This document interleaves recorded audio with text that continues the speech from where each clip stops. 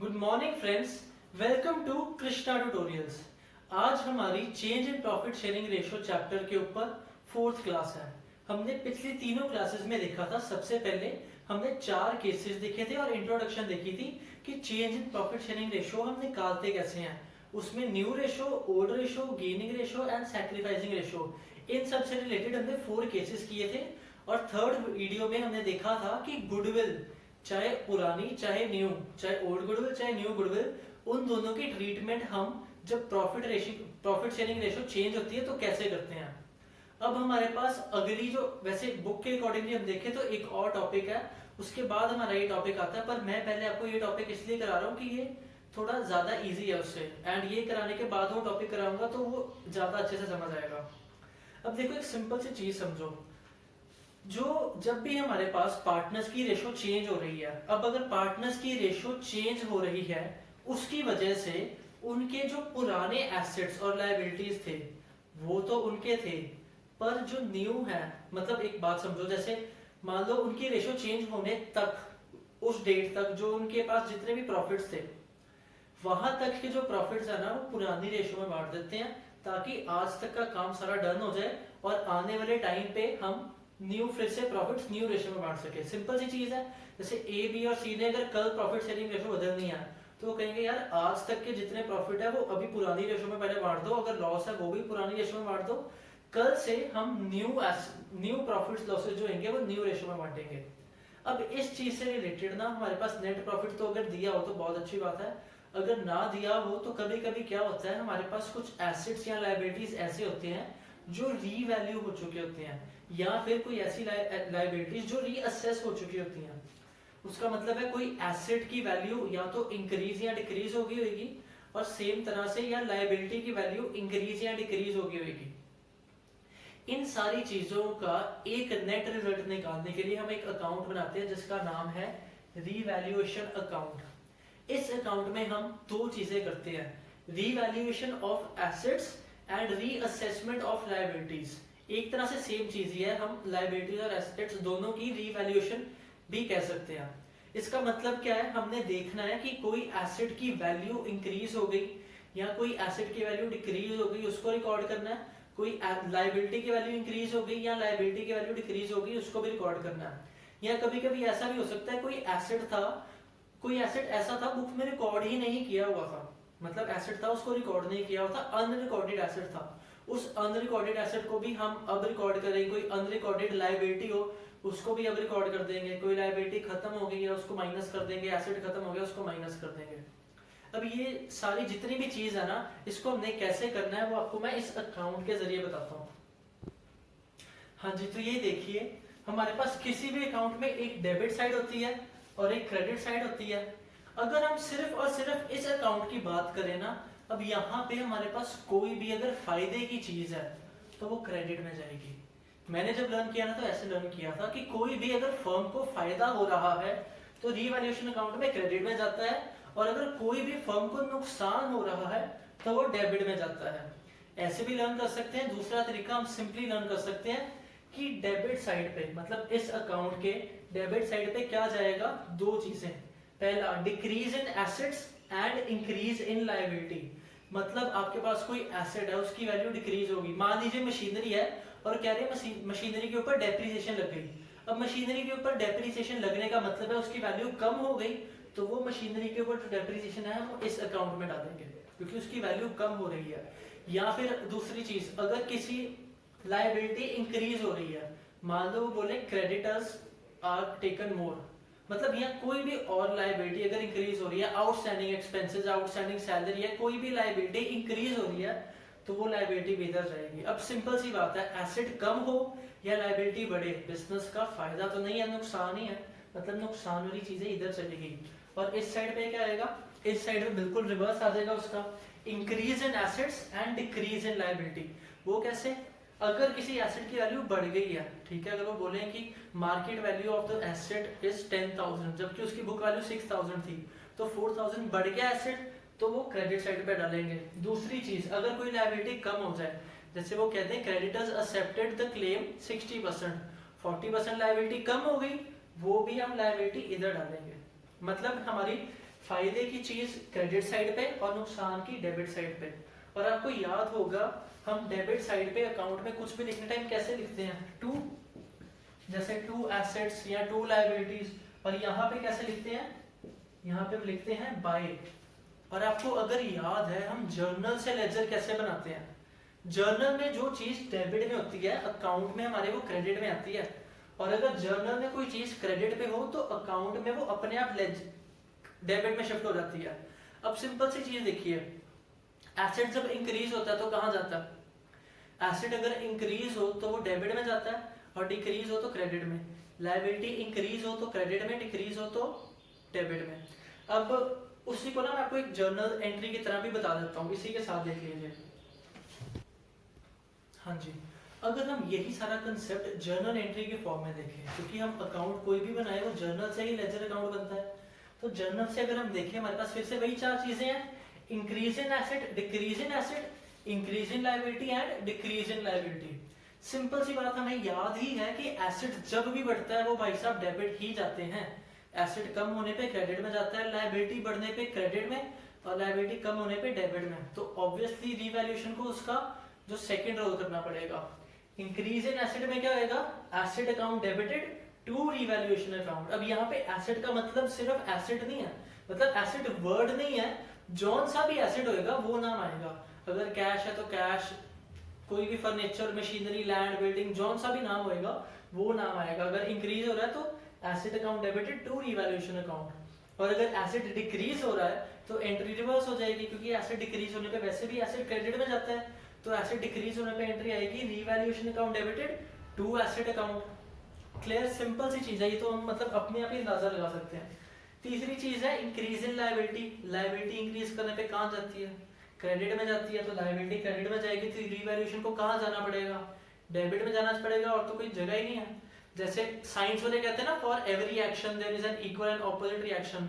आप कॉमर्स वाले या अकाउंट्स वाले बच्चे भी कह सकते हो, for every debit there is an equal and opposite credit. ये कोई रूल नहीं है पर फिर भी ठीक है, किसी को कहना देना।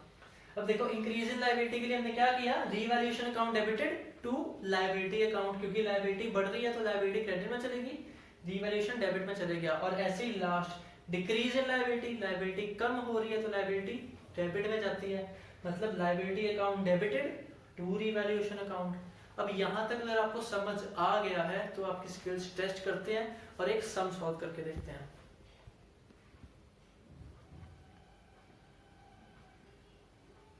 ये हमारे पास आपकी प्लस टू की टीएस गरेवाल की बुक का ही है, पेज नंबर 4.23 पे तो है, तो अगर आपके पास बुक है तो आप वहां से भी देख सकते हो। पेज नंबर 4.23 इलस्ट्रेशन नंबर 15, ठीक है, यहाँ पे मैं लिख भी देता हूँ, पेज 4.23 इलस्ट्रेशन नंबर 15 है, जिसका अभी हम रिवैल्यूएशन अकाउंट करने लगे हैं। अब अगर आप इसको देख सकते हो तो यहाँ पे सबसे पहले हमें एक बैलेंस शीट दी हुई है, और बैलेंस शीट में एसेट्स एंड लायबिलिटीज तो होते हैं, उसके नीचे कुछ एडजस्टमेंट्स हैं। हमने, अगर आप पहले बैलेंस शीट देखना चाहते हो देख सकते हो, हमारे पास लैंड एंड बिल्डिंग है, मशीनरी है, स्टॉक है, bill receivable, sundry debtors, cash and bank, ये सब एसेट साइड पे है। एंड ऐसे ही हमारे पास लायबिलिटी साइड पे कैपिटल है, 3 पार्टनर्स की जनरल रिजर्व है, वर्कमैन कंपनसेशन रिजर्व है एंड सन्ड्री क्रेडिटर्स हैं। अब ये तो सिंपल एसेट्स एंड लायबिलिटीज हैं जो होनी चाहिए। नीचे एडजस्टमेंट्स हैं जहां से मेन चीज पता चलती है। और अगर आप ऊपर देखो ना, वो कह रहे हैं Anil, Manvi and Payal are sharing profits in the ratio 5:3:2, मतलब पुरानी रेशो है उनकी 5:3:2, और नीचे कह रहे हैं they decided to share future profits in the ratio 2:2:1, उन्होंने रेशो बदल ली है। अब आगे क्या कह रहे हैं, विद इफेक्ट फ्रॉम, ये WEF का मतलब होता है with effect from, with effect from 1 April 2020 they agreed that, मतलब इस दिन से अब ये जो एडजस्टमेंट्स है यहाँ पे हमारे एसेट्स या लायबिलिटीज की रीवैल्यूएशन हो रही है। देखो फर्स्ट वाला क्या कह रहे हैं, अगर आपके पास बुक है तो बहुत अच्छी बात है, नहीं तो वो जो क्वेश्चन था ना उसका स्क्रीनशॉट मार के साथ साथ देख लेना। यहाँ पे सबसे पहले कह रहे हैं land and building to be appreciated by 10%, land and building to be appreciated by 10%। Appreciated मतलब डेप्रिसिएशन का उल्टा, अप्रिशिएट हो रहा है तो मुझे बताओ लैंड एंड बिल्डिंग की वैल्यू इंक्रीज हो रही है डिक्रीज हो रही है, अप्रिशिएट मतलब इंक्रीज हो रही है, वो कह रहे हैं बाय 10%। और अगर हम ऊपर देखें हमें लैंड एंड बिल्डिंग दिया हुआ है 2,60,000, मतलब 2,60,000 का हमारे पास ऑलरेडी लैंड एंड बिल्डिंग था। उस लैंड एंड बिल्डिंग को 10% हम एप्रिशिएट कर रहे हैं, मतलब लैंड एंड बिल्डिंग की वैल्यू बढ़ा रहे हैं। तो जिस एसेट की वैल्यू बढ़ा रहे हैं उस एसेट की, अगर इसकी हम जर्नल एंट्री करें तो जर्नल एंट्री क्या आती है? जर्नल एंट्री आती है asset account debited to revaluation, मतलब रीवैल्यूएशन अकाउंट में उसको कैसे लिखना पड़ेगा? By asset. यहाँ पे हम लिखेंगे, अब यहाँ पे एसेट का नाम लिखेंगे land and building, by land and building. और यहाँ पे एसेट का नाम लिख दिया। और एक चीज ध्यान देना, जितना चेंज आ रहा है ना सिर्फ वो लिखना होता है। जैसे यहाँ पे कह रहे हैं 2,60,000 की लैंड एंड बिल्डिंग थी, उसका 10% इंक्रीज हो रहा है, तो 10% मतलब एक जीरो कट करना है। 2,60,000 का 10% होता है 26,000, तो जितना चेंज आ रहा है 26,000 से इंक्रीज कर रहा है एसेट, सिर्फ वो 26,000 यहाँ पे लिखेंगे हम। बाय लैंड एंड बिल्डिंग 26,000, ये 26,000 चले गया क्रेडिट में। और वैसे भी हमने सीखा था कि कोई भी एसेट बढ़े या लायबिलिटी कम हो तो क्रेडिट में, कोई लायबिलिटी बढ़े या एसेट कम हो तो डेबिट में। फर्स्ट एडजस्टमेंट हमारी हो गई, बहुत सिंपल थी। सेकंड में देखो कह रहे हैं मशीनरी बी रिड्यूस्ड बाय 15%, मतलब machinery by to be reduced by 15%, मतलब मशीनरी की वैल्यू कम हो रही है, कितनी से? 15% से। ऊपर देखें मशीनरी की वैल्यू दी हुई है 3,50,000, तो अगर मशीनरी 3,50,000 की है और उसकी 15% वैल्यू डिक्रीज हो रही है, तो हम कटिंग करके देख लेते हैं ये कितना आता है। अब ये हमारा होगा करीब 35 प्लस, अभी 52,500 रुपीज से हमारी मशीनरी रिड्यूस हो रही है, मतलब ये एसेट कम हो रहा है। तो एसेट कम हो रहा है, जर्नल एंट्री क्या आएगी? Revaluation account debited to asset, तो इसको हम टू एसेट यहाँ पे मतलब लिखेंगे to machinery. To machinery account में ये अमाउंट 52,500। यहाँ तक आपको क्लियर है? चाहे हम जर्नल एंट्री के हिसाब से देखें, चाहे हम वैसे ही देख लें कि एसेट कम होने पे डेबिट में और बढ़ने पे अकाउंट के क्रेडिट में जा रहा है। हमारी पहली दो एडजस्टमेंट्स हो गई। नाउ देखिए थर्ड में कह रहे हैं stock be increase to 1 lakh. अब ये टू और बाय बहुत इंपॉर्टेंट है। बाय मतलब इतने से, टू मतलब इतने तक। Stock be increase to 1 lakh. ऊपर देखिए स्टॉक है कितना? स्टॉक था हमारा 90,000 और इंक्रीज हो गया टू 1 लाख, मतलब 90 पहले था अब 1 लाख हो गया, तो चेंज कितना आया? पहले 90 था 1 लाख हो गया, चेंज आया हमारा 10,000 का। 1 लाख माइनस 90,000, और ये स्टॉक पहले 90 था ना, अब 1 लाख हो गया, तो बढ़ रहा है कि कम हो रहा है? बढ़ रहा है 10,000 से, तो स्टॉक भी हमारा इधर चला जाएगा। हम लिखेंगे बाय स्टॉक एंड अमाउंट कितनी आएगी? 10,000। पहली तीन एडजस्टमेंट हो गई। फोर्थ में देखो क्या कह रहे हैं, provision for doubtful debts be created 5% on sundry debtors. Sundry debtors मतलब डेटर्स के ऊपर 5% प्रोविजन बना रहे हैं। अब प्रोविजन बनाने की वजह से डेटर की अमाउंट कम होती है। आपको याद होगा अपने प्लस वन में सीखा था, जब हम प्रोविजन बनाते हैं तो उसको हम डेटर में से माइनस भी करते हैं। अब डेटर में से माइनस करते हैं मतलब डेटर कम हो गया। अब डेटर हमारा एसेट है, कम हो रहा है, तो एंट्री क्या आएगी? Revaluation to debtor. तो हम यहाँ पे लिखेंगे to sundry debtors.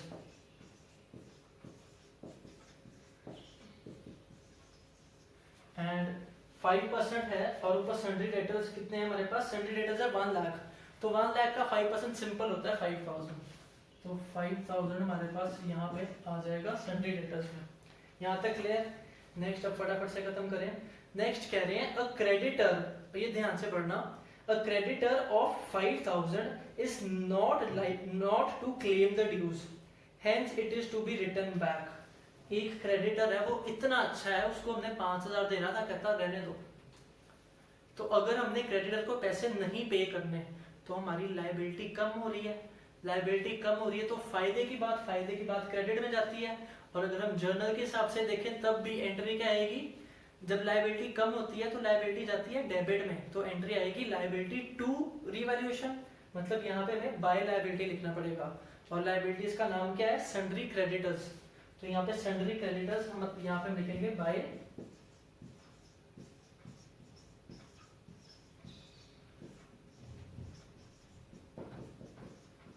Bye sundry creditors, ये भी 5000 से। यहाँ तक क्लियर? अब 6 देखो मैं क्या कह रहे हैं, a claim on account of workman compensation is 10,000। अब ये जो चीज है ना ये थोड़ी सी डिफरेंट है, ये हमें बहुत ध्यान से देखना पड़ता है। वर्कमैन कंपनसेशन वो कह रहे हैं इसका क्लेम है 10,000 रुपीज का। अगर हम ऊपर देखें, ऊपर देखो हमारे पास लायबिलिटी में एक रिजर्व है वर्कमैन कंपनसेशन रिजर्व। फिर जो वर्कमैन कंपनसेशन रिजर्व है ना 30,000, ऊपर देखो रिजर्व है 30,000 और इसकी लायबिलिटी कितनी है हमारे पास, क्लेम कितना है 10,000। तो जब रिजर्व जो प्रॉपर लायबिलिटी नहीं होती, हम यहाँ पर ये नहीं कह सकते कि रिजर्व की वैल्यू कम हो रही है, तो ये चीज फिलहाल हमारी रीवैल्यूएशन में नहीं जाएगी। अगर ये मान लो होता ऊपर रिजर्व 30,000 है और नीचे दिया होता कि क्लेम है 40,000, तब हमें 10,000 की एक्स्ट्रा लायबिलिटी आती, क्योंकि जो लायबिलिटी हमें क्लेम पे करना है वर्कमैन कंपनसेशन के लिए। ये वर्कमैन कंपनसेशन का पूरा टॉपिक आपको नेक्स्ट वीडियो में कराऊंगा, इसलिए टेंशन मत लो। एक IFF और एक WCR, ये वर्कमैन कंपनसेशन रिजर्व और इन्वेस्टमेंट फ्लक्चुएशन फंड, ये अपने आप में एक टॉपिक होता है जो हम नेक्स्ट वीडियो में कवर कर लेंगे। फिलहाल के लिए आप इतना याद रखो, कोई भी रिजर्व है, अब वो कह रहे हैं हमारे पास रिजर्व है 30,000 का और क्लेम है 10,000 का, तो रिजर्व में अगर ऑलरेडी पैसे पड़े हुए हैं तो वहीं से पे करेंगे ना, एक्स्ट्रा लायबिलिटी तो आ नहीं रही। अगर यहाँ पे रिजर्व 30 ही होता पर क्लेम 40,000 होता, तो 10,000 जो एक्स्ट्रा पे करना पड़ता उसकी वजह से लायबिलिटी आती। पर यहाँ पे जब रिजर्व के अंडर है ना हमारा कोई भी क्लेम, वो चीज रीवैल्यूएशन में नहीं आती है। बस ये चीज थोड़ा सा पॉइंट अभी 2 मिनट थोड़ी देर के लिए ध्यान रखना, नेक्स्ट वीडियो तक आपको ये सारी चीजें अच्छे से क्लियर हो जाएंगी। मतलब ये हमारा पॉइंट यहाँ पे रीवैल्यूएशन में कहीं नहीं आना। लास्ट पॉइंट कह रहे हैं an expense of 2,000 was paid by the firm for getting the value of land and building certified by a chartered engineer। ये क्या चीज है भाई? ये हमारा सिंपल एक्सपेंस है कि हमने 2,000 रुपीज पे किए थे अपनी लैंड एंड बिल्डिंग को रजिस्टर कराने के लिए। हम रजिस्ट्री कराते हैं ना, अब वो रजिस्ट्री कराने के लिए जो एक्सपेंस पे किया है, एक्सपेंस से एसेट का कोई लेना देना होता है? वैसे तो इतनी कोई बड़ी बात नहीं है, पर यहाँ पे कह रहे हैं an expense of 2,000 was paid. अगर पे कर दिया तो पे किस चीज से करते हैं? पे या तो हम कैश से करेंगे या बैंक से करेंगे, और कुछ ना लिखा हो तो हम कैश मान सकते हैं। तो अगर 2,000 से हम कोई लैंड एंड बिल्डिंग के रजिस्ट्रेशन चार्जेस पे कर रहे हैं तो एसेट तो कम होगा ना। कैश भी हमारा एसेट होता है, कैश पे कर रहे हैं तो बिजनेस से जा रहा है, एसेट कम हो रहा है, तो जो कैश है वो भी हमारा यहाँ पे आएगा। और कैश कम हो रहा है तो इधर जाएगा टू कैश। कितना पे किया? 2,000 रुपीज, यहाँ पे हमारा हो गया। यहाँ तक अगर हम फिलहाल देखें तो फिलहाल के लिए हमारा जितनी भी एंट्रीज थी ना 7 की 7 सारी की सारी एंट्रीज हमने अभी तक कर दी हैं। पर इसके बाद क्या ये अकाउंट खत्म हो गया आपको लग रहा है? हमने डेबिट साइड पे जितनी चीजें डालनी थी डाल दी, क्रेडिट पे जितनी डालनी थी डाल दी। अब उसके बाद क्या करना है, हमने दोनों साइड का टोटल करना है। दोनों साइड का टोटल करना है, उसके बाद बैलेंस कैरी डाउन निकालना होता है, आपको पता है कभी भी। पर यहाँ पे जो बैलेंस कैरी डाउन है ना वो होगा या तो प्रॉफिट या लॉस।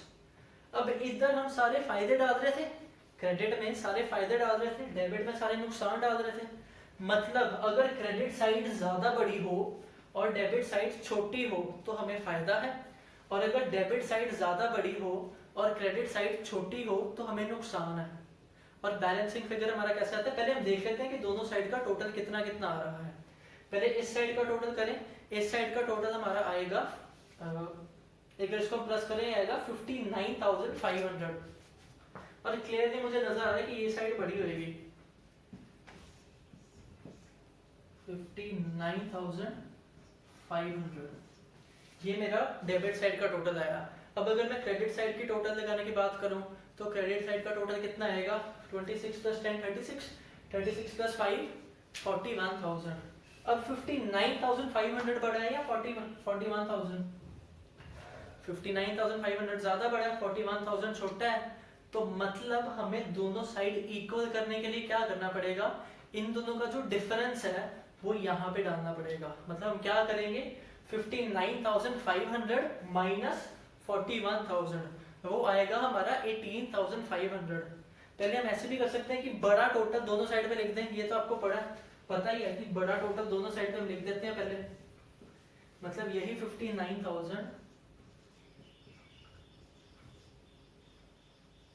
59,500 दोनों साइड पे लिख दिया। ये साइड ऑलरेडी इतनी है, इधर इसको पूरा करने के लिए लिखना पड़ेगा। अब वो थे हमारे एक्सपेंस, मतलब वो नुकसान वाली बात थी, हमारे नुकसान ज्यादा है और फायदा कम है, तो ये प्रॉफिट है या लॉस? लॉस ही है, बिल्कुल लॉस है। तो हम यहाँ पे क्या लिखेंगे, हम लिखेंगे by loss on revaluation, simple सी बात, बाय लॉस ऑन रीवैल्यूएशन। अब ये लॉस ऑन रीवैल्यूएशन आया कितना, ये था 59,500, इसका टोटल था 41,000, तो डिफरेंस आता है हमारा 18,500। तो 18,500 ये लॉस हमने लिख दिया। पर इसमें सबसे इंपॉर्टेंट चीज क्या है, ये लॉस हमने निकाला क्यों है? ये लॉस आज ही के दिन हमने इसीलिए निकाला है कि आज के दिन तक जितना भी हमारा एसेट्स या लायबिलिटीज का ऊपर नीचे करके कोई भी फायदा या नुकसान है तो हम आज ही के आज पुरानी रेशो में बांट लें। मतलब ये जो लॉस आया ना हमारा, ये जो लॉस आया, अब अगर ये साइड बड़ी होती तो इधर हम लिखते तो प्रॉफिट ऑन रियलाइजेशन या गेन ऑन रियलाइजेशन, वो सिंपल सी बात है, ठीक है। रिवैल्यूएशन मतलब अगर हमारी क्रेडिट साइड बड़ी होती और डेबिट साइड छोटी होती तो हम यहाँ पे जैसे इधर लॉस लिखा ना, इधर आ जाता to gain on revaluation account. अब जैसे ही चाहे यहाँ पे लॉस आए चाहे यहाँ पे गेन आए, ये प्रॉफिट या लॉस हमने पार्टनर्स में बांट देना है। और कैसे बांटना है? ओल्ड पार्टनर्स में ओल्ड रेशो में। क्यों? क्योंकि ये पुराना काम था, ये जिस दिन हमने रेशो चेंज की उस दिन तक का काम है, मतलब रेशो चेंज होने से पहले का सारा काम है। तो हम पुरानी रेशो में पुराने पार्टनर्स में चाहे प्रॉफिट है चाहे लॉस है बांट देंगे। ये लॉस है तो हमने बांटना है किसमें है? पुराने पार्टनर्स में। पार्टनर्स तो हमारे पास सेम ही है, बस उनकी रेशो बदल रही है। Anil, Manvi and Payal. Anil, Manvi and पायल, उनकी रेशो है 5/10, 3/10 एंड 2/10। तो इसको हम 5/10, 3/10 एंड 2/10 में बांट देंगे। यहाँ पे पहले नाम लिख देते हैं उनके। यहाँ पे कैसे लिखेंगे? By revaluation account, by loss on revaluation. तो ये जाएगा हमारा अनिल्स कैपिटल अकाउंट। तीनों पार्टनर्स के नाम क्या है? हाँ, अनिल, मानवी एंड पायल। तो अनिल, मानवी एंड पायल, इनकी रेशोज क्या क्या है हमारे पास? 5:3:2। मतलब ये कितना आएगा? 5/10, 3/10 एंड 2/10। अब 18,500 का 5/10 आएगा, इसका हाफ, मतलब वो आएगा करीब करीब हमारा 9250। आप करोगे ना 18,000 इंटू 5/10 तो आएगा 9250। अब ऐसे ही इसी 18,500 को हमने करना है 3/10, तो इसको 3/10 करेंगे, आएगा हमारा 5550।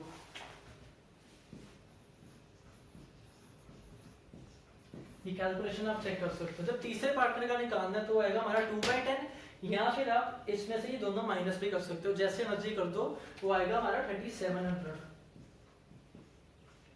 यहाँ पर जाके हमारा ये रीवैल्यूएशन अकाउंट खत्म होता है। अभी की क्लास के लिए सिर्फ इतना ही। नेक्स्ट क्लास में इसको हम और अच्छे से डिस्कस करेंगे। Thank you class.